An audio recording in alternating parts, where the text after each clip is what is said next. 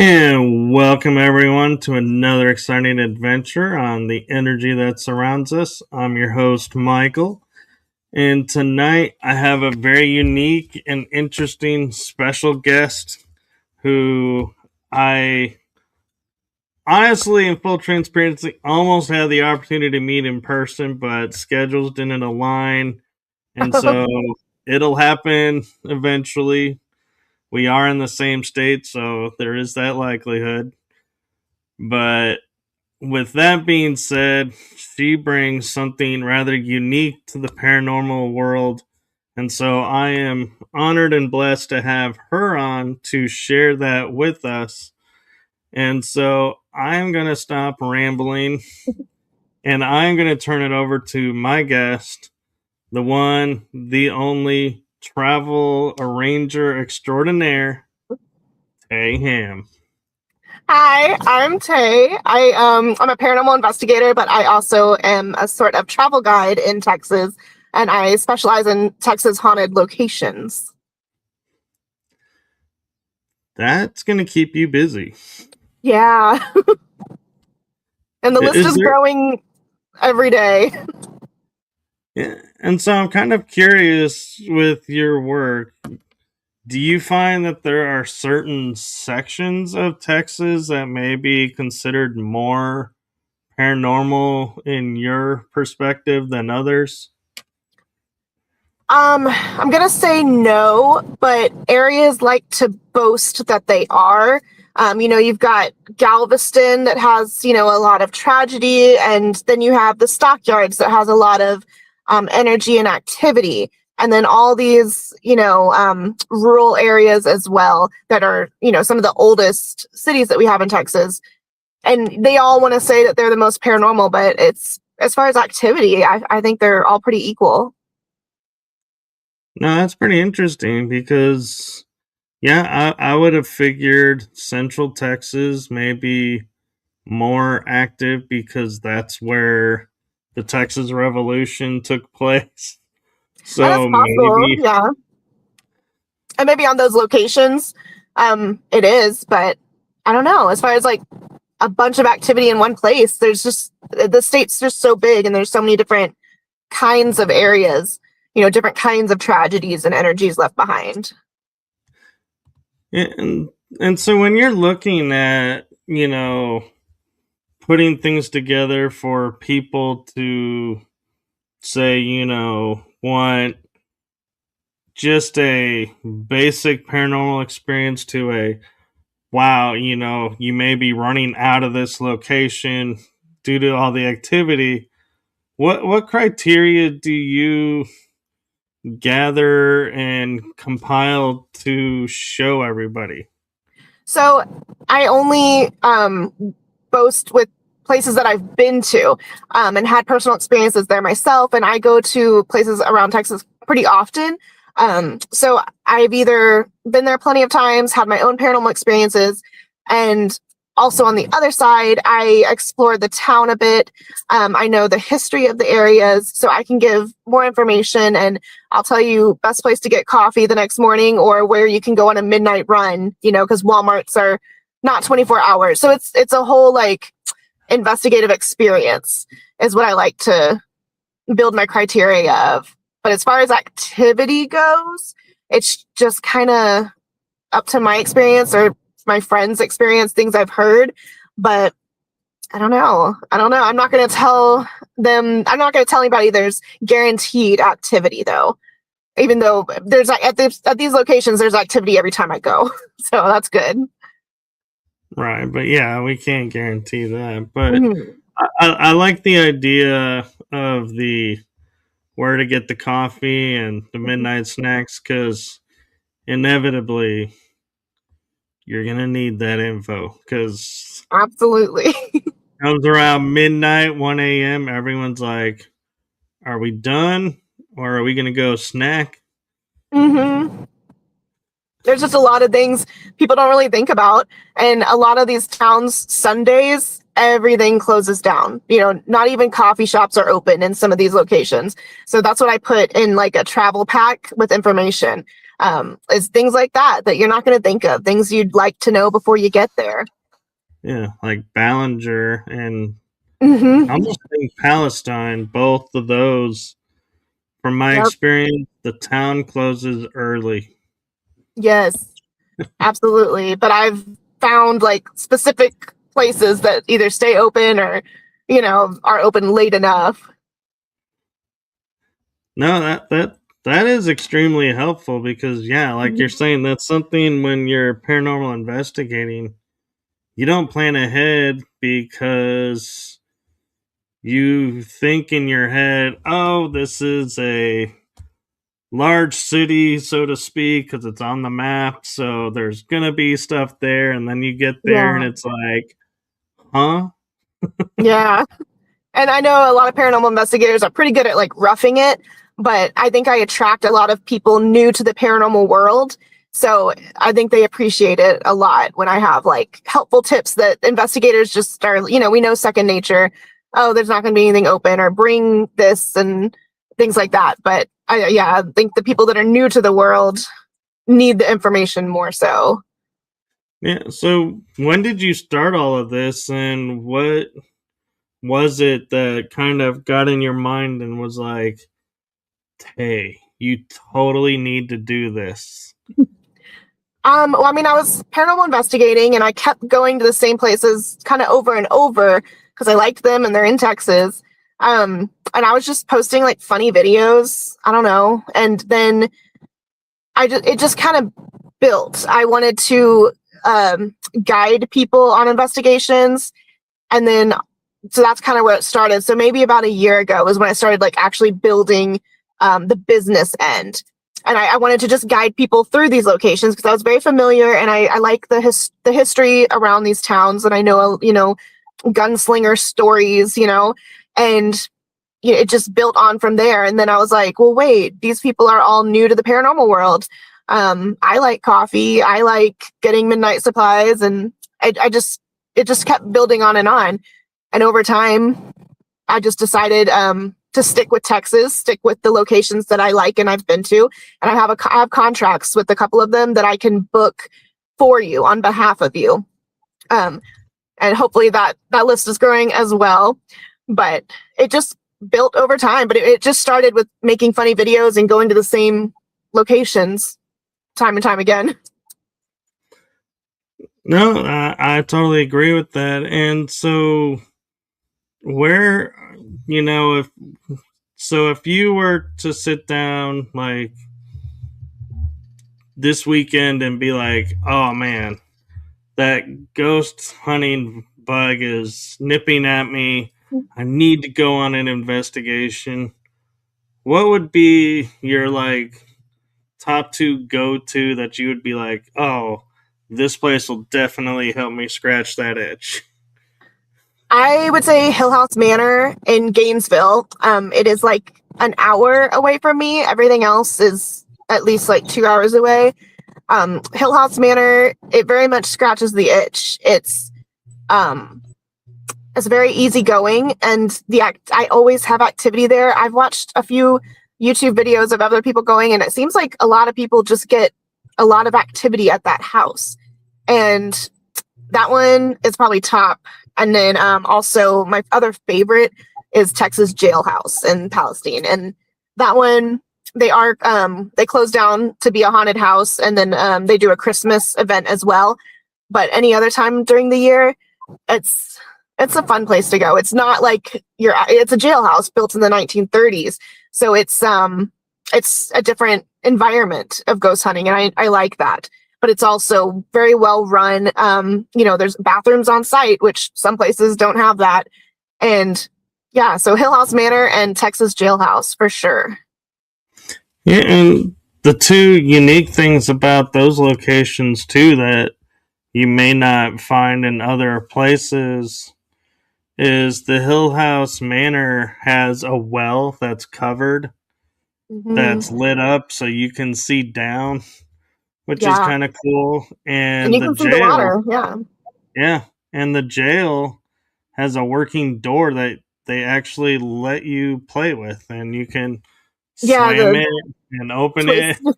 Yeah, they're just fun places to go. It's not just, like and they're not like operational. Like I hate going to like an operational hotel, where there's like people staying regularly. It just doesn't feel like you can ghost hunt. But these places are easy to get in, easy to ghost hunt. It can be just you or a group of people, and you have enough room to spread out.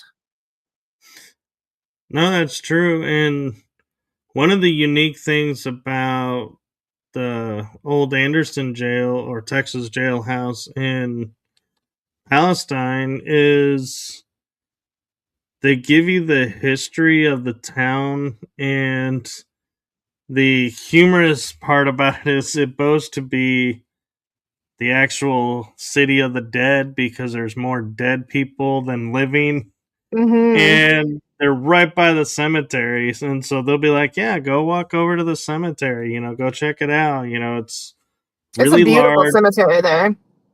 Yeah, and it's separated out, and so depending Hmm. on which section you want to go into, so it's interesting. And one of the things that you can do to break up, like you're saying, because you may go there many times, is you may say, okay, let's do the Civil War section of Hmm. the cemetery and investigate. Next investigation, we'll do the 1900s and early 1900s, and and you can use that and break it up a little bit.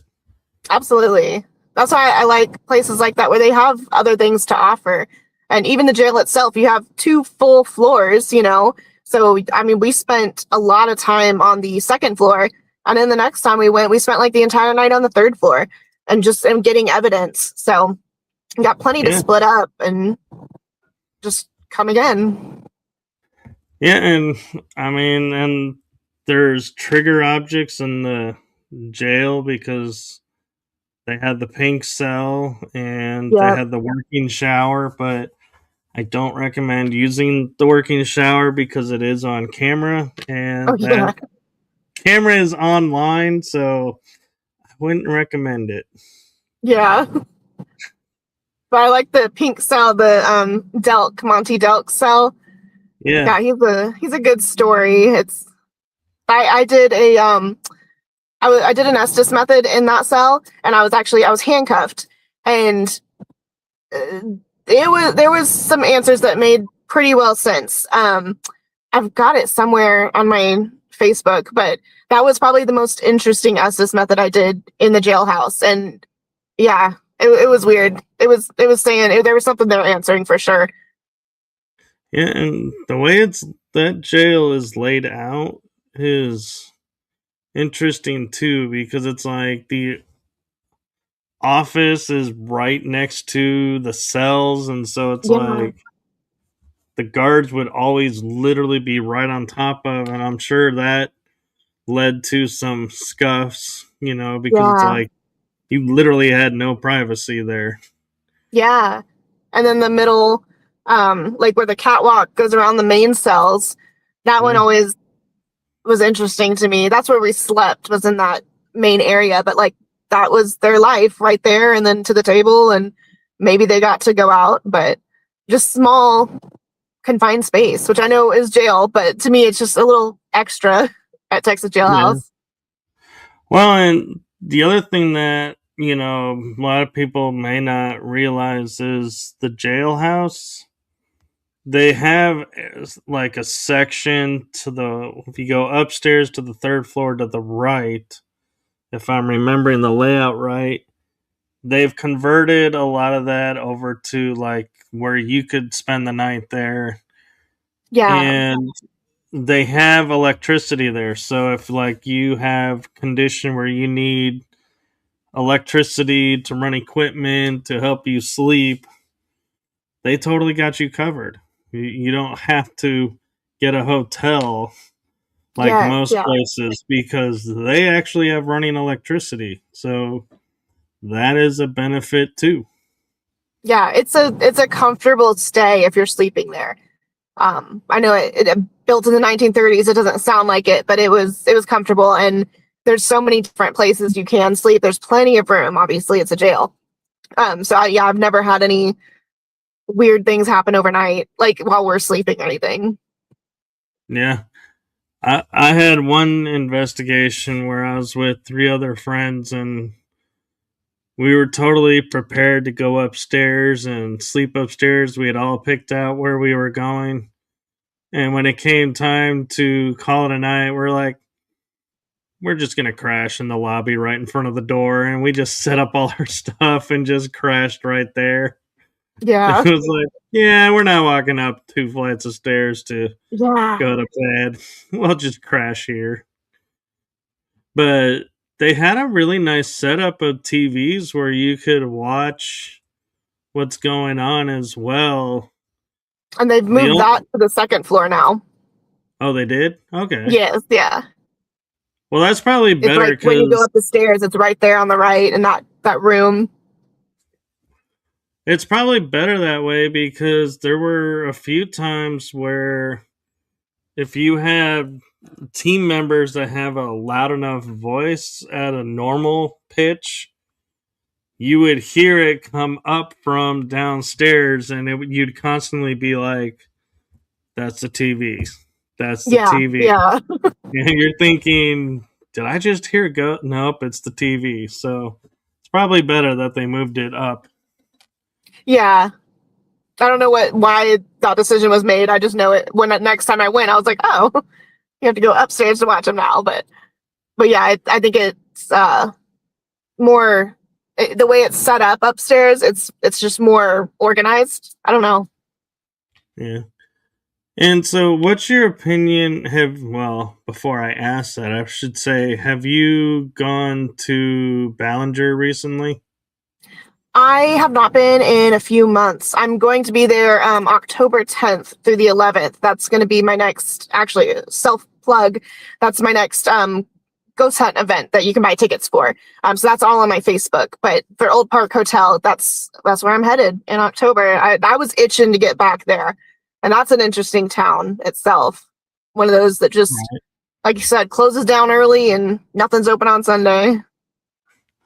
Yeah, because the reason I was going to ask is, have if you've been there since the new ownership, have you noticed a difference? Do you feel like it's up So some with the new, or stayed the same? I never went with the old owners. My friend did, and she said there's a clear difference. But I've only, met the new owners. But I like what they've done with the place, absolutely. Yeah. But I couldn't tell you activity wise what's going on. And as host, I'm going to shamelessly plug the new owners of the old park are my friends, the Ghost Geeks, Chad Wendell. So shout out to him. And no, he doesn't pay me to do that. So he probably doesn't even know I just did that. But anybody out there, you can say you heard it from here. Well, and they have a Patreon where you can watch the cameras like 24/7, and so I thought that was very cool. I haven't done it myself, but they catch some weird stuff on camera pretty often. Yeah, I've been noticing he's posting a little bit more often, asking people what they think, is going Yeah. on. And it's kind of interesting. And one of the big questions, and I'll pose this out there for anybody watching, if you're a history person or if your family has been around the Ballinger area for ever, we are trying to figure out Bonnie Parker being born in Rowena, which is a stone's throw from Ballinger, but her name appears on the jailhouse records.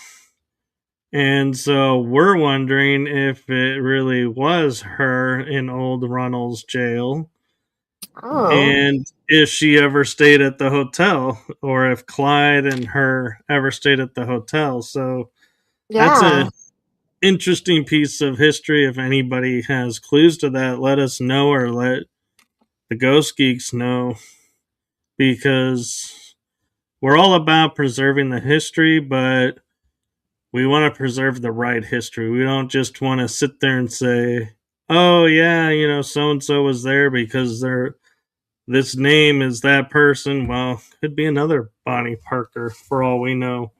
Yeah. But It would make we sense that they would go right through that area, though, at least. it does. And and I think the date was before Dallas, before they were in Dallas. So Oh, yeah. that's an interesting thing. And the women and the men, fun fact, were on separate floors in the same jail in the old Runnels jail. So that had to make that place even more interesting. Yeah. It was weird. That area just has so many stories. There's outlaw stories, and I got to Old Park Hotel a little early for our investigation, and Chad was like, "Come on in," and I mean, he knew all the stories too. We were just chatting about the local history, so it's a very cool place, and he's got it all set up, where there's pictures of these outlaws and the story written out, and he's just got just a ton of cool stuff to look at. Part of it, it's like a nice little outlaw museum of people of outlaws that actually were in the Ballinger area, stayed at the hotel, or the area surrounding it. Yeah, I've been trying to get over there. When Connie and Dan LaFave owned it, I had stayed in 7 of the 10 rooms that were available.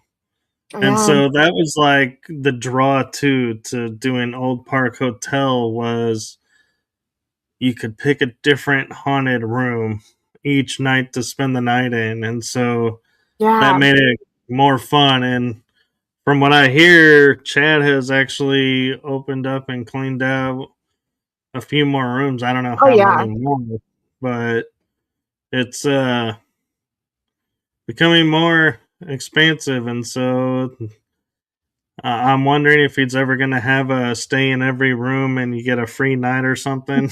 That would be cool. But they've done so much work on that building.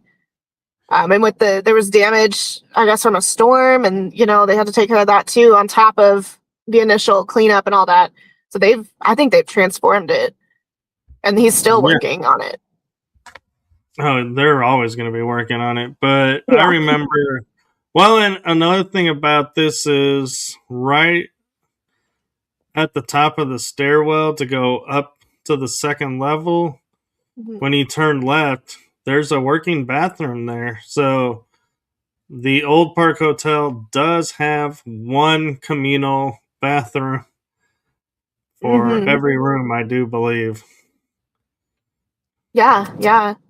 It was one when we were there. But But I I liked will, Oak Park.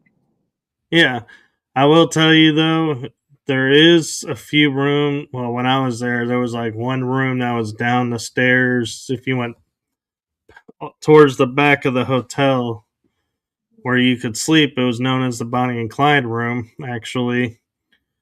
But that hall, you pretty much farthest from the bathroom. So Yeah. keep that in mind if you're going to book there. Book Oh, yeah. accordingly. Not a long walk, but you're walking a little bit. Yeah. If you're one of those that waits to the last minute, yeah, you're going to be wishing you hadn't. I don't even remember where I slept. I slept on the couch downstairs. We had like a little sleepover. Um, yeah, I slept on the couch. We didn't go in. We didn't sleep in the rooms. So this time we're gonna sleep in rooms.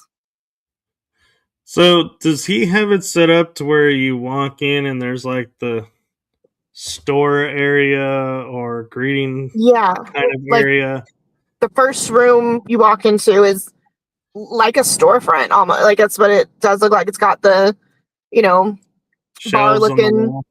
yeah, and the shelves, and then yeah, it just goes both ways. One's to the hotel, and then the other one is to like the kitchen area, and then the comm room before that with the computer and security cameras.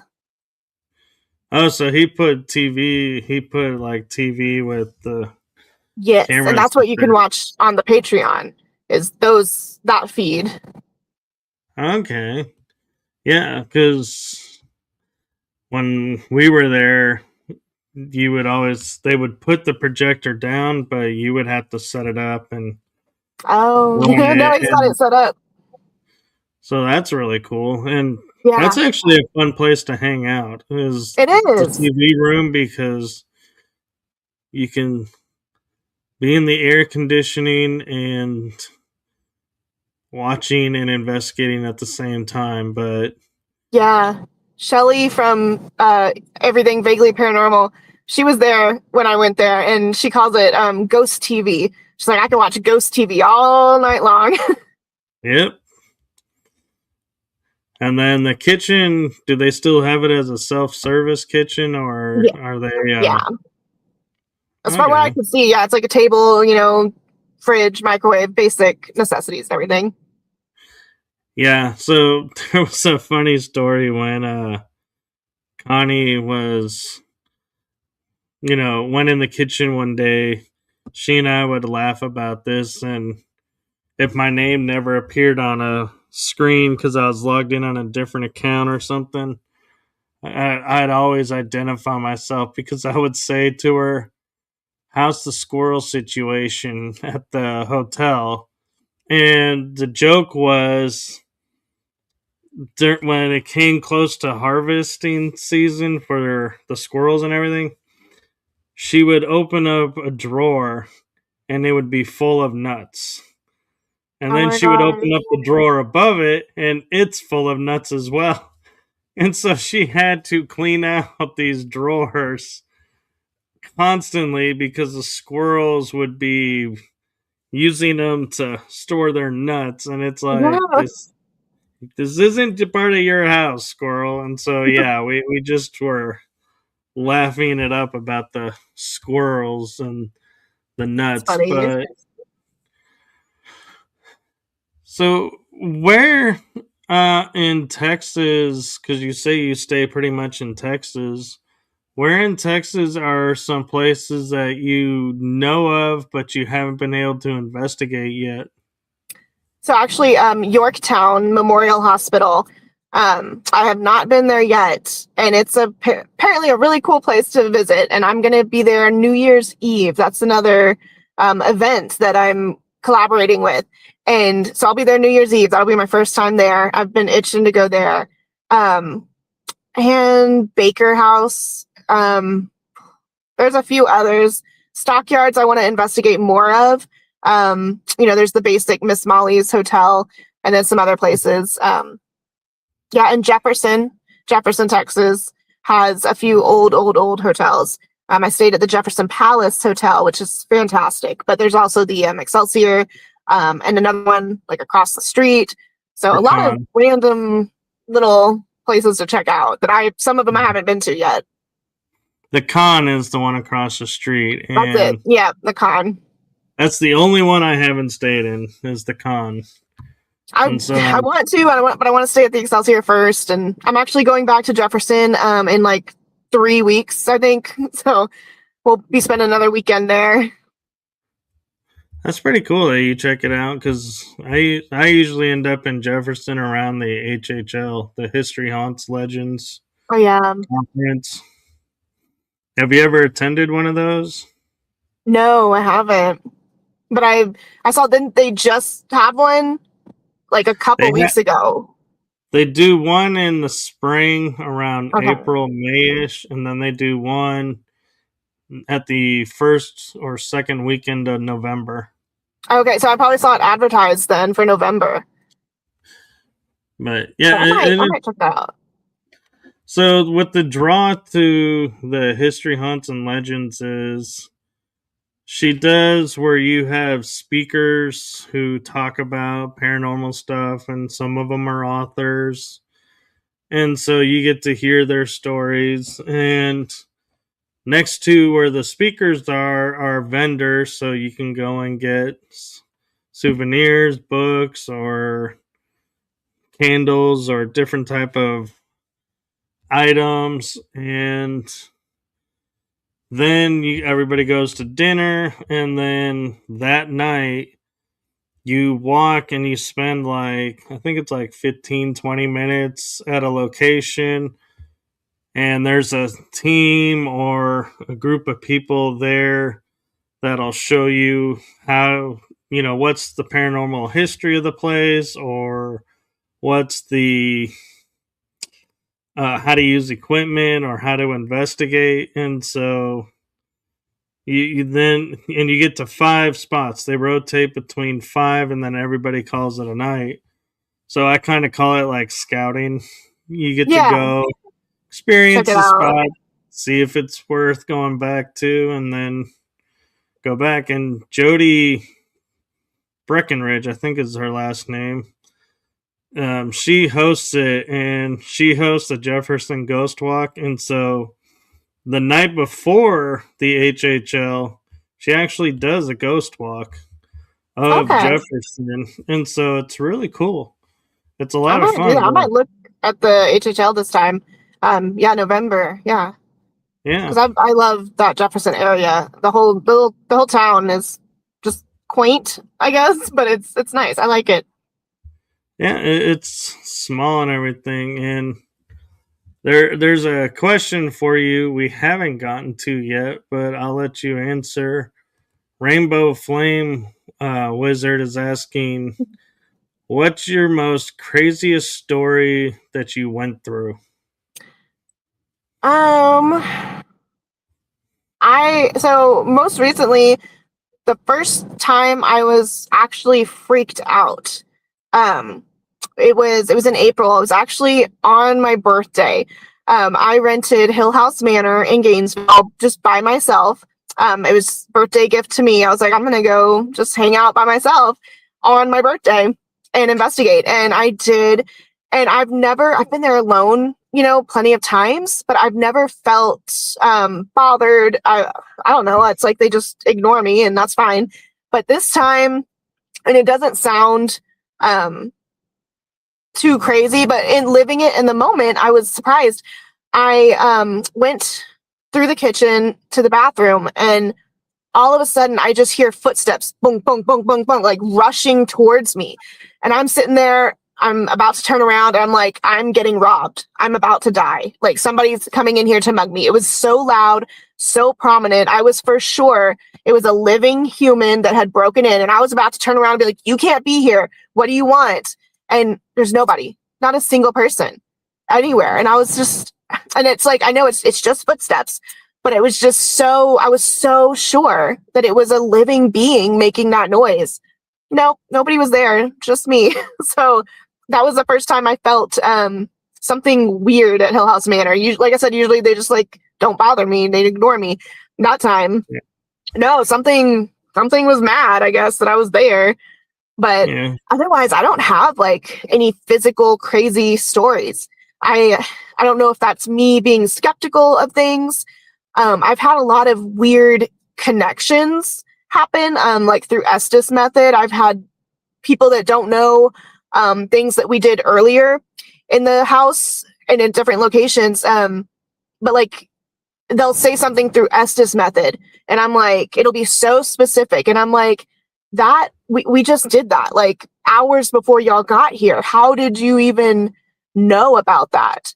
So I would love to say I've had like a chair thrown at me, but I just haven't. But it's just a lot of like things that I can't deny, and I consider those like the craziest experiences for me. And the footsteps, it almost pissed me off because I was like, I thought y'all liked me, but now I'm being intimidated. So I don't know. I would say that's the craziest. That was the first time I'd actually been like freaked out on a ghost hunt with something happening, and Yeah. it happened to be my birthday. So I don't know if that's a good thing or a bad thing. They were just trying to, give me a fun day or not.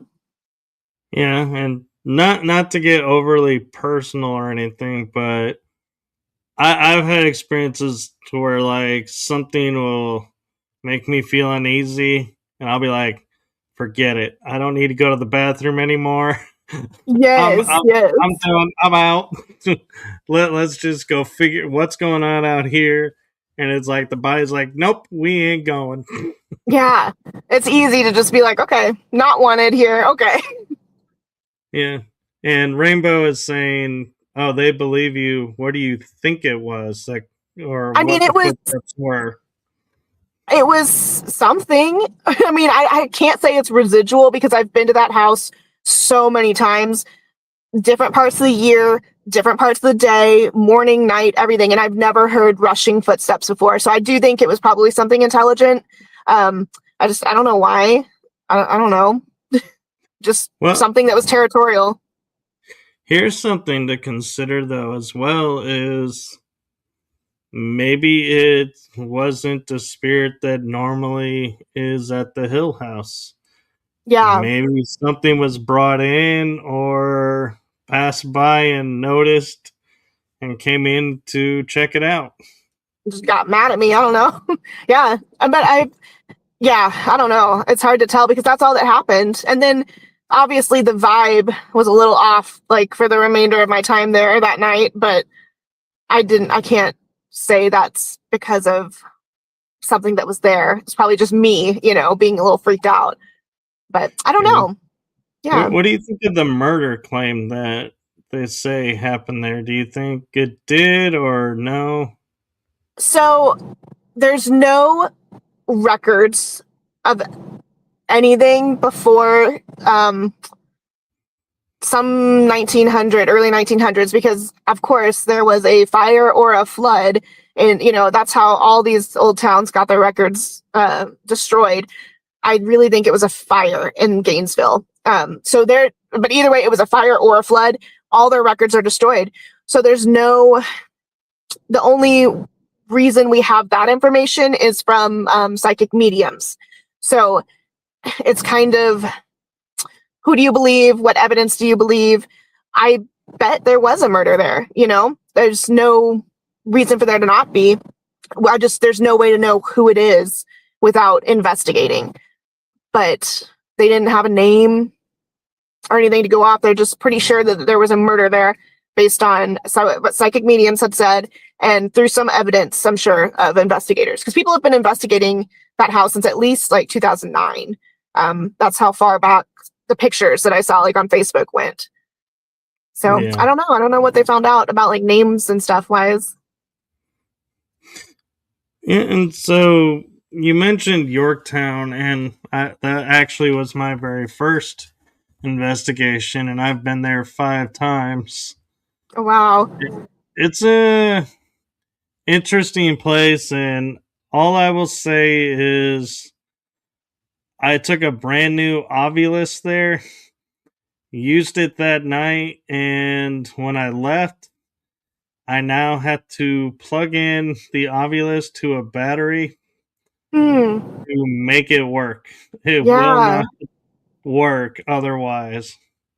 That's so funny. So, But I don't know. I'm and excited. I don't know what to expect except, the basics. But I'm yeah, excited to check it out and see what activity comes up. and a friend of mine reported that when they were there, they had the sounds of bee swarms Hmm. in certain areas. So they said they never saw the bees, but they would hear like the buzzing of the bees, and so it's interesting. Yeah. I wonder if that would be like the hum of a machine or something. I don't know what technology they would have had before it was abandoned. I haven't done my whole history rundown, my research on it yet. Well, and here's the thing that we don't think about paranormal wise is why couldn't it be ghost bees? Yeah, it could be. I mean, you We really never never, know, or if that's just residual energy left behind, just buzzing yeah. bees. But that's interesting. Yeah, I'm gonna listen for it now. And so also in Jacksonville, you talk about the Bolton House. Oh yeah, that is a very active house. Um, we've gotten a lot of names coming through. Just it's hard to say who's haunting it from my perspective. If somebody else has better evidence, go for it. Let me know. But I don't know who's haunting that house. I just know it's active. And Becky posts, security footage of things like just being downright thrown off the shelves. I think the other day she had a cat ball that was just sitting there, and then all of a sudden it's like flicked away, and that's just from the security cams when she's not there. Again, I have a lot of luck with like Estes method, and it's interesting because Bolton Street house is another place where it said some things that made sense with what the people around me were talking about. They were like, one of them, they were like, what's that guy's name? David or something? And then I come through like 10 seconds later and I go, Dave, very clear.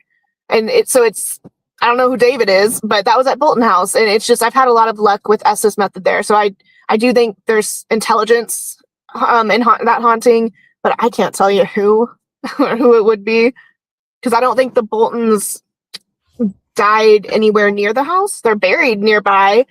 And then when it was abandoned for quite a few years, who knows what happened, inside that house. I'm sure there was a lot of death,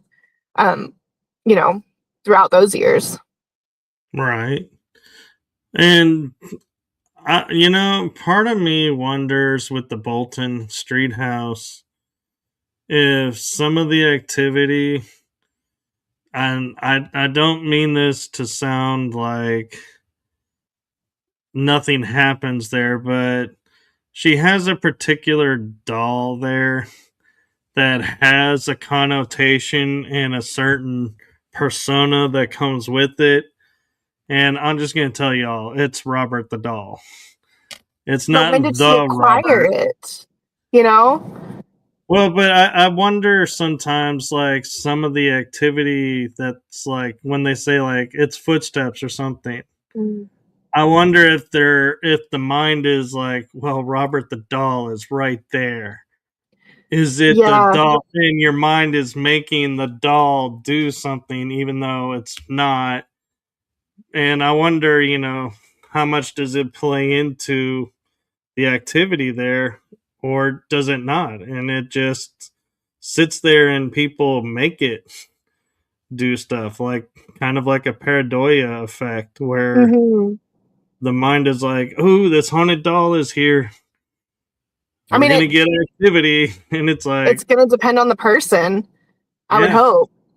Because I mean, where he's sitting up the stairs, that little hallway. I mean, we were in the servants' quarters, and I mean, we heard talking and like not running footsteps, but footsteps, or like you just said, right near where that doll was. And it's like I know I heard that, but I don't. yeah, I don't know, because if he's an extension of Robert the doll, how it depends on if you believe that, but I'm super skeptical of things like that, like certain dolls that aren't the original or something like that, but maybe that area is particularly active in the house and that's just where she put the doll. I don't know, but it's funny that I definitely heard footsteps and talking, like whispers, just from that area right outside the lavender room. And yeah. I don't know. It's interesting to think about, because you've got people that are probably in it for the thrills, and they're like, "Oh, I heard something by Robert the doll," but then you've got people that are skepticism and rational based, and it's like, no, I definitely heard something by Robert the doll, but I just try to block him out. I just pretend like he's not even there, because I don't know. And now she has an Annabelle copy in the seance room, and it's the movie. Or no, I don't. She has a couple of different. She's got a lot of dolls in that house, but she does have an Annabelle copy in the seance room now. So that one's kind of freaky, but I don't know. Yeah. I've often wondered when people like manufacture and make the duplicate dolls, is there any actual uh, what's the word I'm looking for? Chance of activity being contributed to the original doll being transferred into the copies, Or do you think the copies are themselves and no way Annabelle is like sitting there going, okay, there's 50 dolls over there that look like me. Here's 50 little pieces of me. Go do your thing, live up the legend. I mean, that's Keep the exactly legend where alive, guys. well, that's exactly where I'm caught up with it, because it's like I don't really believe that the copies would have something attached, especially like from the original source. But I mean, there's no reason not to. I don't know. It's just the logistics. Like, how do they know one is being made? And they know I'm supposed to haunt that one, down in Texas. So I don't know. I'm, yeah, pretty up in the air, because it just kind of it opens up more questions and what you personally believe, rather than just, oh, they can or they can't. Yeah, and here's an interesting thought too when we, talking about like attachment is, let's say Robert the doll, you have one and a piece of the arm gets torn. And you happen to be by the original Robert the doll in Key West, and you talk to them and they're like, yeah, we happen to have this, extra that, was found with him. Do you want to use this to patch? In which case, does that now undo to the copy part of the original? I And don't what would know. happen if, you started taking pieces from the original to mend copies? Would, I would you be spreading it, or would I you would just say if really it's off? real that um taking a copy from the original would hold whatever haunting was there. I mean, and can they separate themselves like that? Or are they just, I'm inhabiting this doll and this doll only? I don't know. Again, it just opens up so many more questions than answers. It does. And it also, I find it interesting because it used to be you had haunted dolls, and that was that. Now there's haunted dolls, vessel dolls, Mm-hmm. different dolls doing different things, and it's like, how, why, when did the doll become more than a doll? I think it just gained popularity, and it became an easy thing to be afraid of and an easy thing to entertain people with. And then, of course, the Annabelle movies, like, there's the original Annabelle story, but the movies just, which I liked the movies, I'm not going to lie, but it was more entertainment, and people want to be entertained. And dolls just became, the next means of paranormal entertainment. Yeah.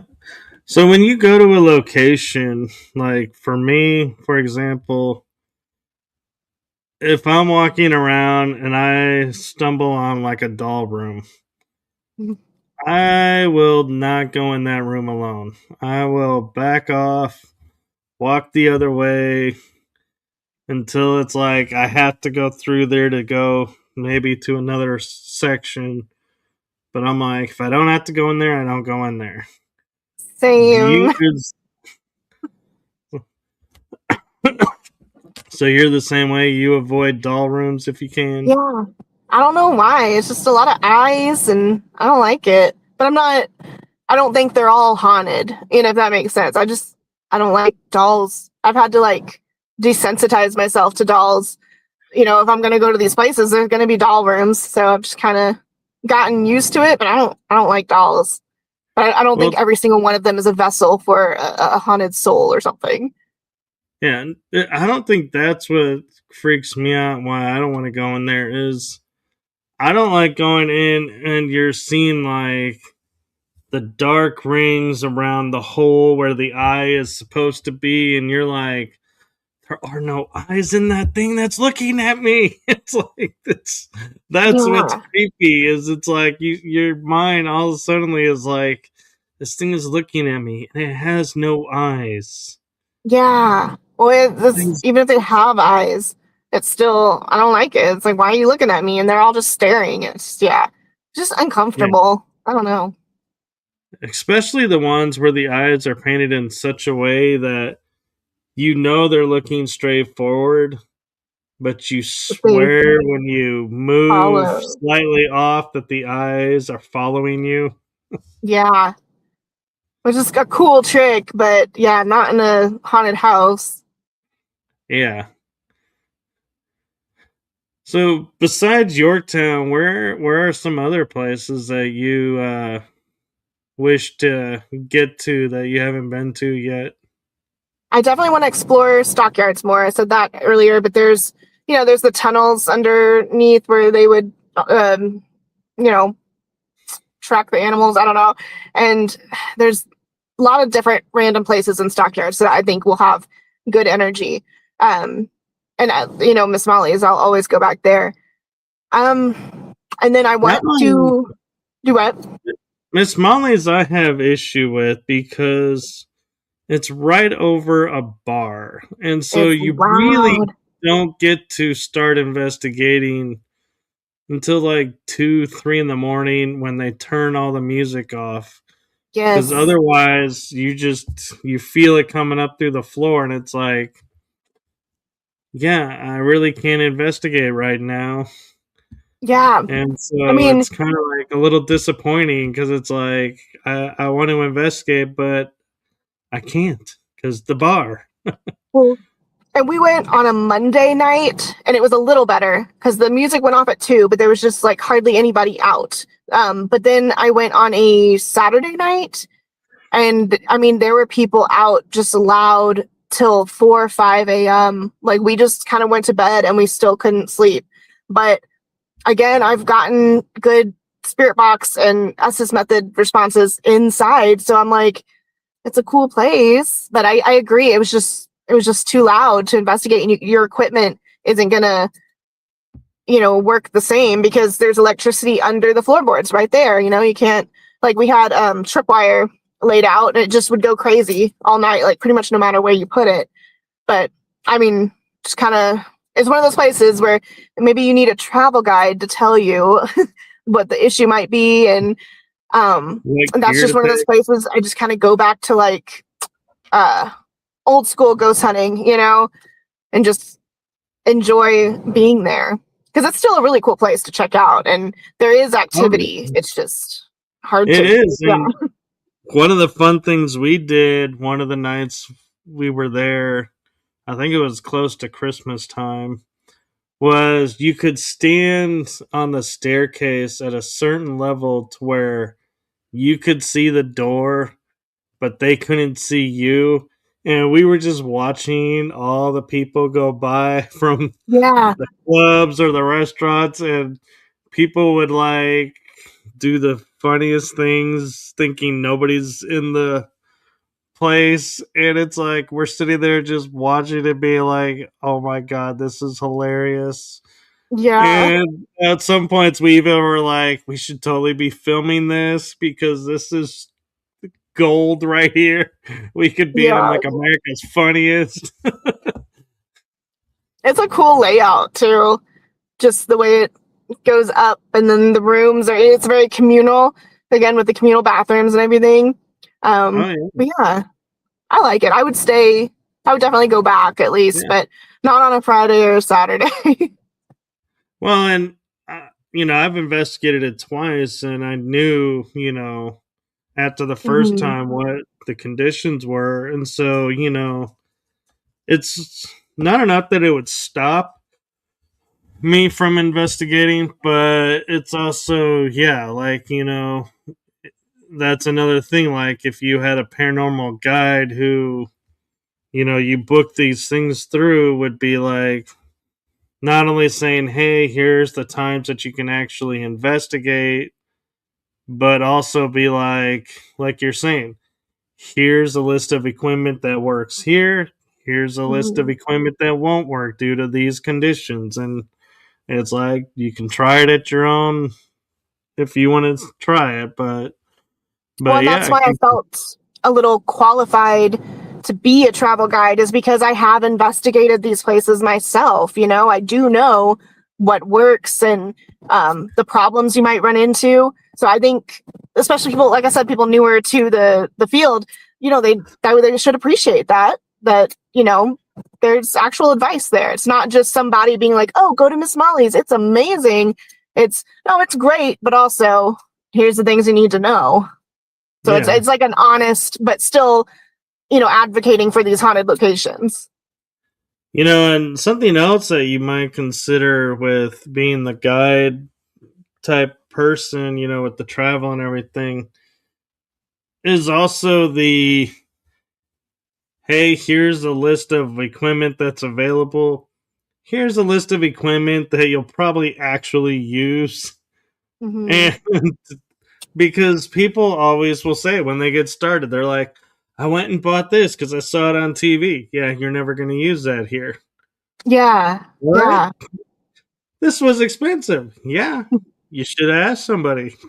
yeah. But nobody knows who to ask. And so, you know, that might be something, you know, worth, you know, including on like a I might, website or yeah. something If I can is, compile a good enough list, I'll include it for sure. Because I mean that, yeah. Now that I think about it, there was a lot that didn't work at Miss Molly's, but there was a few pieces that totally did. And like trigger objects, you know, yeah. cigars and playing cards and stuff. Those are different trigger objects for different locations as well. Well, and one of the, I kind of started to call them the unsung paranormal equipment because it's super cheap. They get lost a lot, but because they're super cheap, people don't care. It's the cat ball. Yep. Because everybody looks at it and they're like, this is no way going to be paranormal equipment. And I have been on 2 or 3 investigations now where I was like, man, if it wasn't for those cat balls, I would question if anything was actually going on Yeah. because they actually do work, and it's amazing because if you put them in the, so you got to put them in the right places though. Like if you put them on a floor and it's a pier and beam, I'm sorry, any step they're gonna go off. From pretty far Like, away too. That's the thing. In these old houses, you can be across the room and still set it off if it's the right setup. yeah, but like a slab, yeah, you're not gonna set it off, especially if it's in like wedged on something Yeah. on the floor. It's like something had to move it. So there was no Yeah. like, even if you did a tap dance, you're not moving it because it's wedged. Yeah. And I even had one location where it went off like 4 times. Like the second it ended its cycle, it started it up again right on Yeah. you. And I was like, did it 4 times. And I was like, I have never ever seen a cat ball do this. I can't Yeah. explain that away. I use them to like gauge if there's any activity even happening. And then I don't like using them to answer questions so much, like yes and no questions and everything. But I mean, I've gotten just like, let us know you're here and, you know, it'll go off. So I've Yeah, definitely used cat balls just as like the beginning of the investigation. Like, let's see what happens. I don't like a I lot of equipment at one time. Some people want to like pack the place up with all kinds of equipment at once. I like to give very specific options for ghosts to interact with, and kind of leave it at that for a while, and then maybe we'll switch it around later. But cat balls is yeah, always one of them. yeah. I think the problem is so many people are like, "Oh, I had this go off."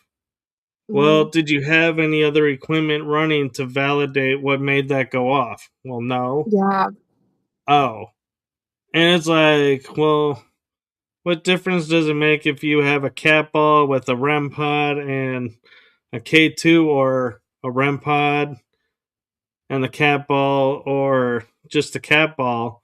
I'm like, it's only going to trigger the one object. So it yeah, doesn't matter what else is there. So, yeah. And like, people are like, oh, you use the phone app. well, are you using multiple phone apps to make sure that what you're getting is what you're getting? It's like, well, you Yes. can't guarantee that. So it's People like, hate no. me when I start talking about the phone apps because I believe they can be manipulated by spirits. I really do. But I think a lot of it that's coming through is just word bank, things being pushed through by the app itself. But like you said, if you have two phones that have, I don't want to say any of them on here, but two phones with one specific app on, and they both say something identical that has like correlation to what's going on, that is evidence. But if Yeah. it's the ones that spit out the same things, it's like, I'm from the 1700s, I'm right behind you, like the same phrases I've seen, because that's why I Yeah. used it so much, was to track what it's saying. And then people will come in and be like, oh my god, it said this, and I'm like, it says that all the time. Like when I turn it on, it's the same phrases. So, Yeah. but I do believe they can be used, but like you said, you have to have something else. Like you can't just, and people use it like it's a Bible. They believe every single word that comes out, and I can't bring myself to trust it that much. Well, and what I was a little disappointed with the Ovulus was they sell it as a device that's supposed to translate the energy waves of what they're saying into words. Yeah. So you're thinking what it's saying is it's reading the energy and saying, "Oh, they actually said good. Wow, that's really cool." But then you learn when you really, get to know it and talk with people who have used it, it has a set database of words in it that it Hmm. cycles through. So it's not actually reading what's the energy out there. It's just cycling out words. And so Yeah. I kind of got disappointed with that and felt a little like almost like I'd want to say falsely advertised because it's not picking up Yeah. something from, the air. It's running a word bank. Yes. Now, do you have Apple or an Android? I had the droid. Okay, me too. But Sean Austin, he's a demonologist. He came out with an app called SPI. It might be available for Android now, but it was available only for Apple for a while. And it was supposed to do the same thing, where it reads the energy. I don't know how that works scientifically, but now that one, we never got the same thing twice. I will say that. I'm not going to full force, say it's actually true, but I've never gotten the same word twice on that one, except maybe like yes and no or something like that. But none of these phrases, and it's called SPI, and I wish I remember what it stood for. But Sean Austin, he was great, but that was the only one where I was like, okay, because my friend would leave it on as she slept, to see what would come through, and it would just be different stuff like every night because she would do it sporadically. So Yeah. I'm more keen to try that one out a lot more and see. The one that got my attention actually recently was Spirit Talker That's the one I didn't because, want to name. well, I found it interesting because everything is always like 2, 3 words and then it's done. This is like you're getting full sentences, so it's you're kind of like I kind of feel like this is more could be legit EVP talk, but still I know it's somewhat generated and sometimes makes sense, sometimes doesn't. So, Well, phone apps are, what they are, but that's the exact one I was talking about, and that's the one where it's the same phrases over and over. So it might be like full sentences, but I rarely get unique phrases on that one. And I don't even pay attention to it, but I have it on in haunted locations just to see what comes through. And that one, for me particularly, it's the same thing over and over until it's not. You know what I mean? So there might be like something that pertains to what's going on, but then it'll just.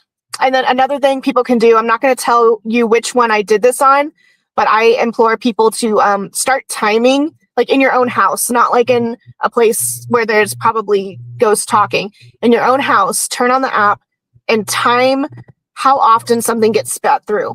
Because on one of these, it was every 30 seconds or 60 seconds, like on the dot, something would come through. And I did it for like 4 minutes in a row.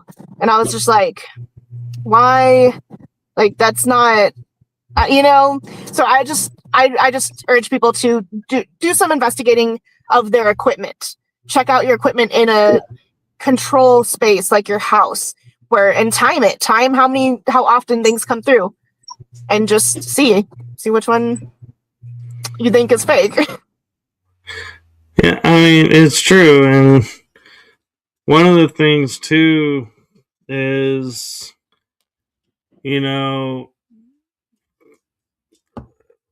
trying to think how to word this. So when you go on like military ships, it's really hard to use some of the equipment because even though the ships are deemed derelict, there's still power, or there's still, function to some of the areas and not the others. But you're in a metal container, basically. So if one room had electricity, the entire ship pretty much is going to be an electric charge. So your equipment is going to go off. Yeah. And you're going to get false positives only because that's the condition. The visionary Eric J says downloaded SPI on my Android. So it is now, on the did you download it right now, or have you had it and used it? Because I want to know what people think. Because I like that app. I just haven't used it enough to test it out a lot, but it showed the most promise. Yeah, I kind of have gotten away from anything that generates words. Mm-hmm. And my beef with like the SB7, I ended up giving mine away. I gave mine away personally because I don't like the static. Yeah. Visionary says just now. He did it just now. But the SB7, so I am confident it's probably a great piece of equipment, but when you say listen and hear what's coming through and you have static on the bottom, all I can hear is that white noise static.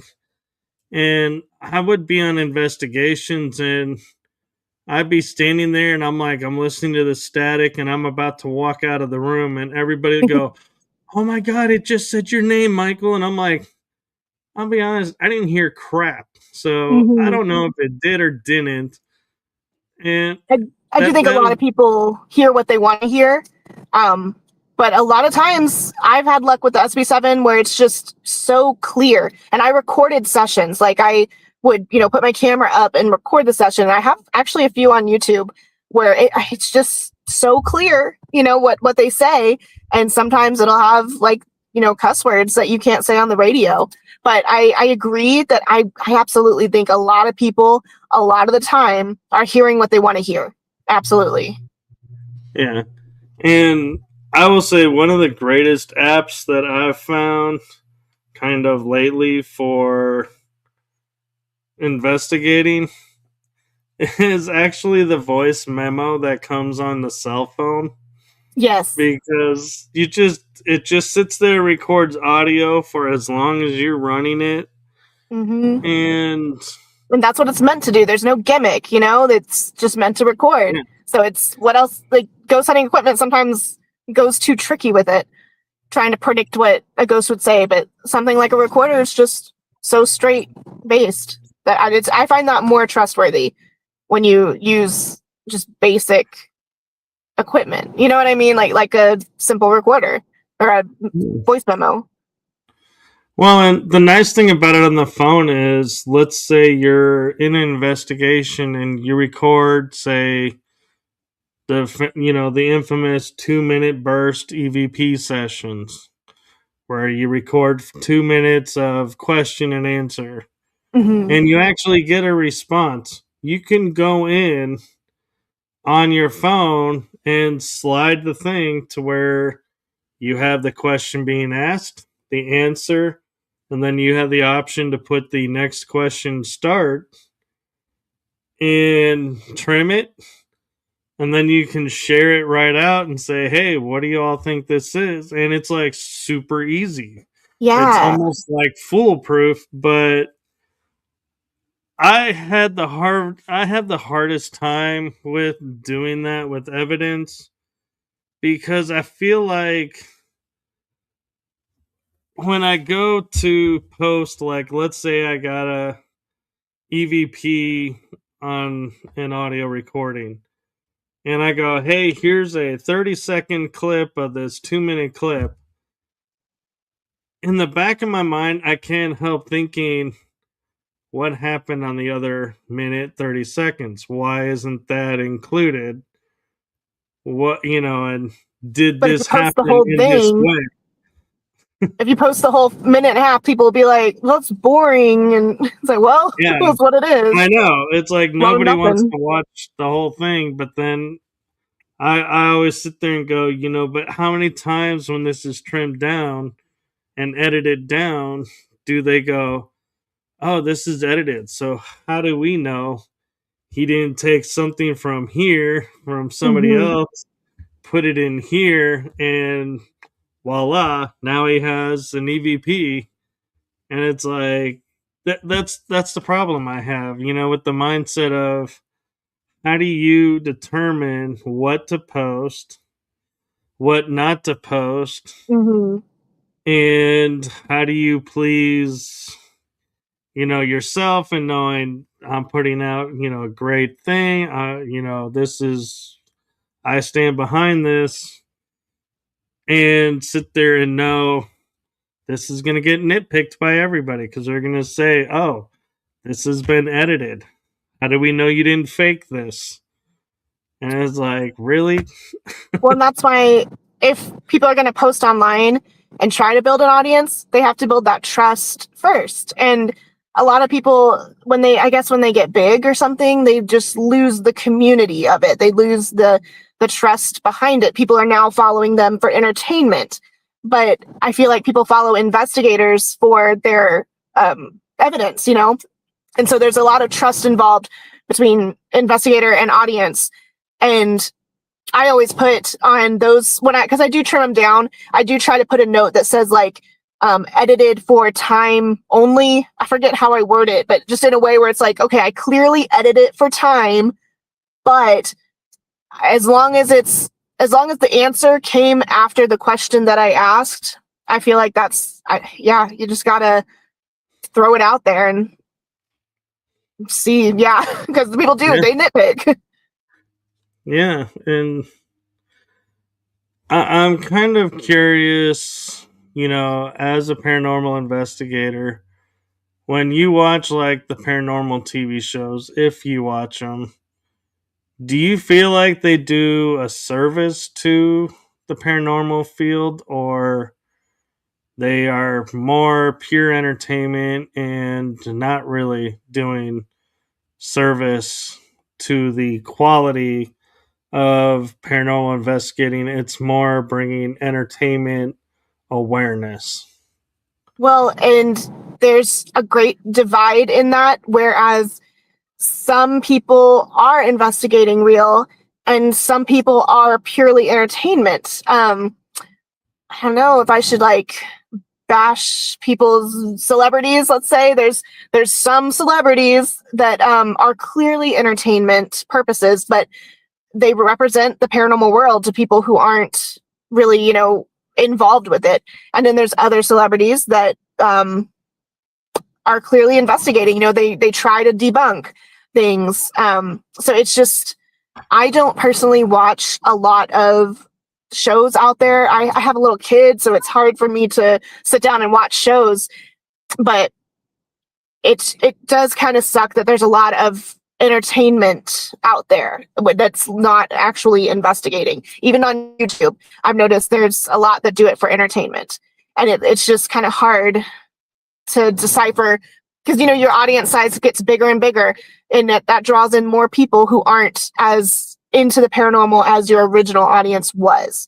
Your first audience is going to be people that are really into it, and there's a line that gets crossed into entertainment, and it's probably different for everybody, but it does suck that those people kind of represent us as a whole to the world. Yeah. And talking about shows, like, you mentioned, having a child. I sat back and realized one day, looking at like cartoons that I watched as a kid, and going, oh my God, I totally missed something so obvious. Mm-hmm. How did I miss this? And what it is like, so I watched cartoons like Funky Phantom, which was a ghost from the 1700s who was helping these kids solve mysteries. That's Then you cool. had Scooby Doo doing that, but Mm-hmm. there the ghosts were real people.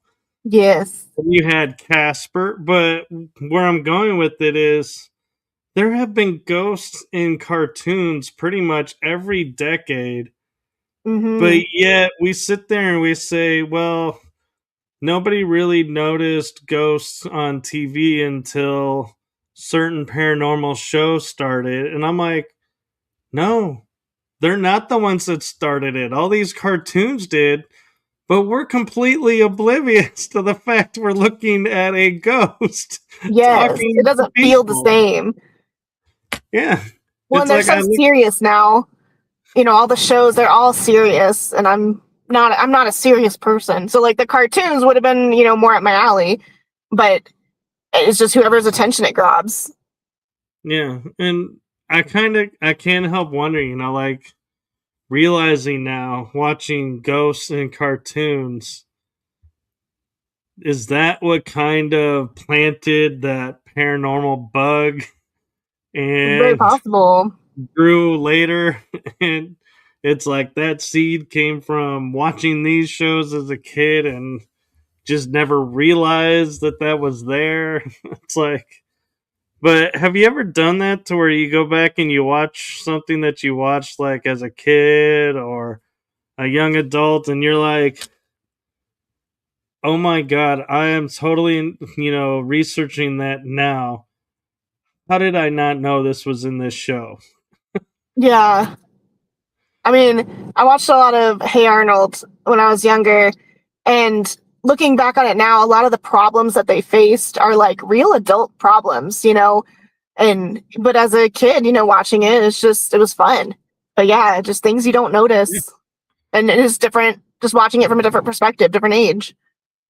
Well, and I kept hearing people talking about a specific show that they watched as a kid, and they were like how cool it was and everything. And I was like, I had never heard of it, and I don't know how I never heard of it, but it was the Magic School Bus. Oh yeah, I've watched that a lot. And Yeah. I was like, and somebody, I was talking with somebody, I was like, what is this? And they go, well, it's about this teacher who takes her class on a school bus that shrinks down or transforms into different things, and they go on these adventures. And I'm like, how did I never hear about this? That That was sounds weird. so cool. And so I went and looked for it, and I found it on some streaming service, and I watched like a couple episodes, and I was like, God, I wish I was a kid right now where I could sit down and watch this show because this Yeah. actually does look pretty cool. We watched it in school. Like they would show us episodes in school. It was very much in my childhood. Yeah, my show for education was like Wishbone. I liked Um, Wishbone, yeah. it was nice how they did it. It's like they told the story without telling you that they were going to educate you through a story. Yeah. And it always Like, related to like the real world problem they were having, and Yeah, Yeah, I and loved it came through Wishbone. a dog. Yeah, Yeah. it's like the dog is telling this story and is playing these characters, and you're like, how is this so entertaining? But it is. Yeah. The little dog. I loved that show. Yeah. I miss those kind of shows, actually. Yeah. Now it's kind of high stimulating cartoons and stuff. I don't know. Yeah. But, so we're actually approaching an hour and a half. And so I know you probably want to get inside and get, back together with your friends. And I do appreciate you taking time out to do this. Yeah, thank you for But having me. yeah, you mentioned that you have, I think we've talked about the two upcoming ghost hunts, but you Yeah. also said paracons. So do you want Yes. to take a moment and promote those? I don't have my list in front of me because it's all online. But if you go to my Facebook page or my profile, Tay Hamm, um, it's pinned. It's the pinned post. It's got all my upcoming ghost hunting and all my upcoming paracons, and I've got them linked. You can click and you can buy your tickets there. So it's the pinned post on my profile, and that's got Trying to, everything that's coming up. Because there's a few. yeah. It's too many to remember right now. I'm going to try and get on there. Oh And yeah, for some pulling up. reason, it's not wanting to let me in. But I found your page, not your profile. Is It it would on the just be page Tay or is it on the Hamm. profile? It's on the profile, Tay Hamm, which you can Okay, probably oh, yeah. find through the page. Yeah. Well, actually, I found it direct, and you have upcoming public ghost hunts. You have that you talked about. Let's see. Oh, here it is. Upcoming paracons. You I think have Spooky Spectacle is next. Is in Granbury. I think that's the um first one.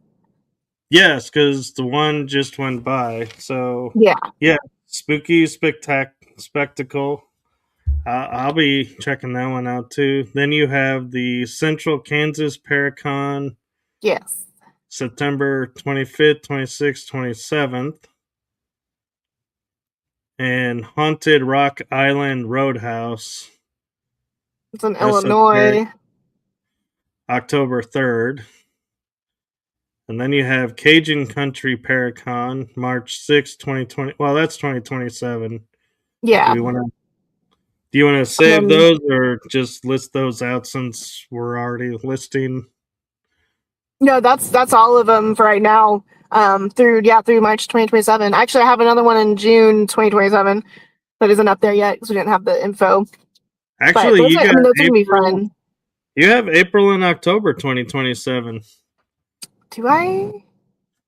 Yeah, Oh yeah, you have October will be the Axeman in New Orleans, I believe, is on there. yeah, and Yeah, April 3rd is the Paranormal Unplugged 2027 in Quad Cities, USA. yeah. So there's a lot. I keep it updated and then I delete them, as they pass. But that's where you find everything. There's just so many, and they're all called something different and interesting. So it's hard to remember exactly what's what. But I mean, it's a good spread out area. I've got Texas, Kansas, Illinois, New Orleans. Yeah. Yeah. And so I'll also give you a moment if you want to promote your deal that you created, um, Tay's Paranormal Archives, I think it's called. Yeah. So Tay Hamm is just my Facebook personal page, but it's professional, and that's like a hub of all the information. But all encompassing is Tay's Paranormal Archives. That is my LLC, so it's just what everything is run under, but it's all me, and I have my Facebook, and then TikTok is where I post the funny videos. That's Tay's Paranormal Archives. And Instagram, I'm trying to grow again. That's Tay's Paranormal Archives as well. Okay. Well, very cool. And so before we call it a night, and again, I thank you for spending this time with us. Is there any message or any, insight that you, in your years as a paranormal investigator, would like to impart on people who may be watching and may be thinking about paranormal investigating, or may be seasoned investigators, but still everybody could use some help? My best advice is to keep an open mind about everything and don't be afraid to ask. We, as investigators, know a lot of different things. Everybody brings something different from the table. So if you find somebody that you like in your area, don't be afraid to ask to go on a ghost hunt with them. That's how I got into it, was just finding people on Facebook and seeing what they're scheduled for and just like messaging them and be like, hey, can I join y'all? Like, I'll pay. Be prepared to pay like 20 or 30 bucks just to, save your space. But just don't be afraid to talk to people. And because that's how I got in. You just kind of have to do it. No, that's perfectly exactly truth. Is, people will reach out to one person and be like, hey, I see you're doing this. And you're like, yeah, I do sometimes. So how do I find people? I don't know.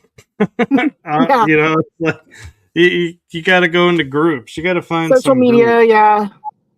And Facebook groups. Like we have like a DFW paranormal something. I'm gonna tag some on my page. I'm gonna do that, but there's a lot. You just type in random words like that, like DFW paranormal group, and it'll pull up a group, with a lot of people posting. So yeah. Well, very cool. And so before you head it out, I just want to say to you, from my heart and the heart of my show, to you, thank you for what you're doing for the paranormal community. And thank you for what you do, period, for being you and bringing some fun back into it. That was my goal. Bring some light into the dark paranormal world. Yeah, so thank you for doing that. Thank you. And so I know you gave me some social media links and they're in the description, but if people want to reach out to you for, services such as, help with locations, or maybe just want to team up and collaborate, maybe, what's the best way to get a hold of you? Facebook messaging is where a lot of people contact me because that's usually where they come across me. And, my email is just taysparanormalarchives@gmail.com, as well as I have my website linked. It's Canva. It's a landing page, but it's where all my information is, where you can contact me. But I mean, businesses are so casual now. Facebook messaging and TikTok is how I get a lot of customers, actually. So, yeah. Well, very cool. Well, thank you, and thank you for sharing your time with us. And in full transparency, I will say that she is on a fun adventure right now, so she took time out to do this. So I'm not going to take up any more of your time. We're going to call it down. And thank you so much. And anytime, if you feel like you had fun and you have something you want to promote, just message me. We'll see about bringing you back on. Okay. Thank you. Thank you. All right. Well, have a good night, everyone, and we will see you on the next episode. Good night. Bye.